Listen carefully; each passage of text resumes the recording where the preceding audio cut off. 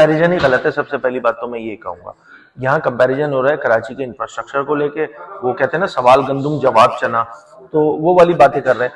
भाई बात बड़ी सादा सी है कि ये शहर 2008, 9, 10 दुनिया के 12 तरक्की करने वाले शहरों में शुमार होने लगा था। पहली बात, आज जब आप मुझसे बात कर रहे हैं तो ये शहर दुनिया के तीसरे बदतरीन रहने वाले शहर में शुमार हो रहा है। अच्छा छोड़ दें पीपल्स पार्टी क्या कह रही है, छोड़ दें एमक्यूएम क्या कह रही है, ये जो मैं आपको स्टैट्स या फिगर्स आपके सामने पेश कर रहा हूँ, ये जो सर्वे पेश कर रहा हूँ, ये मेरा सर्वे नहीं है भाई ना, ये पीपल्स पार्टी का सर्वे, ये सर्वे द इकोनॉमिक्स का सर्वे है, इकोनॉमिक इंटेलिजेंस रिपोर्ट 2022 और 2023, 2024, ये आप पढ़ लें, आपको पता लग जाएगा कि जी ये शहर जो है वो दुनिया के तीसरे बदतरीन रहने वाले शहरों में शुमार होने लगा है।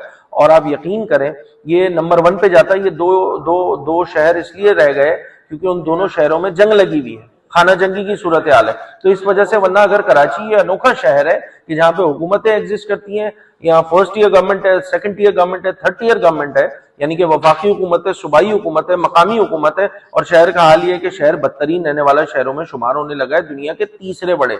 तो ये खुद सवालिया निशान है उनकी कारकर्दगी पे। छोड़ दें वो सईद गनी साहब क्या कह रहे हैं, अली खुर्शीदी साहब क्या कह रहे हैं, एक आम आदमी तो इसी तरह पैमाने उसने रखे हुए।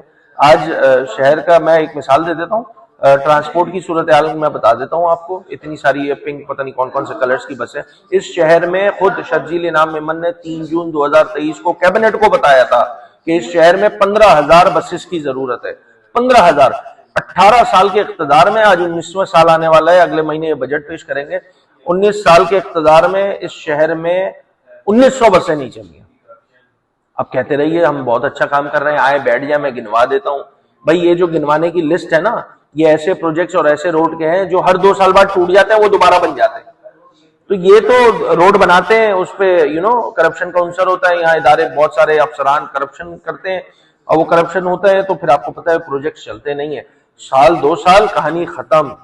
उसके बाद फिर 2 साल बाद उसकी वही स्कीम दोबारा डाली जाती है और फिर ये धंधा चलता रहता है। यहाँ कैनाल्स की भल सफाई के मामले में, मतलब मैं कोई दुनिया सिंध के एक बच्चे को पता है कि इरिगेशन के महकमे में क्या होता है। इरिगेशन के महकमे में भल सफाई के नाम पे पता नहीं क्या क्या फ्रॉड होते हैं, अरबों रुपए की करप्शन होती है, ठेकेदारों को नवाजा जाता है।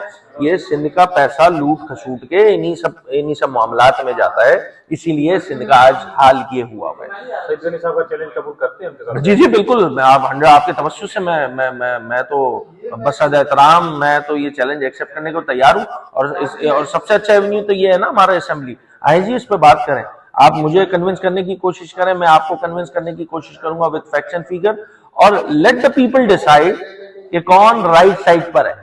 ठीक है।